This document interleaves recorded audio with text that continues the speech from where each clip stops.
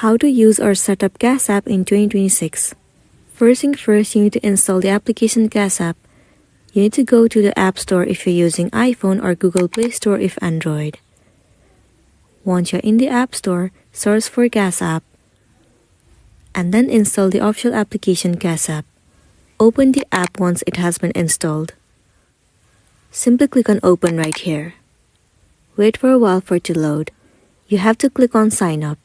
Now enter a valid phone number or email address that you use regularly. Gas App will send a verification code via SMS or email. Enter the verification code you received to confirm your contact. After that, fill in your full name and date of birth when asked. Once done, you will need to link a payment method to send money or cash out your balance. You can link a debit card or credit card. Tap on Add Card or go to the Banking tab. Enter your card number, expiry date, CVV, and billing zip code. Or you can also link your bank account. You can choose whichever that you want. Once done, you can easily set up your security. Gas App may ask you to create a PIN or enable biometric login.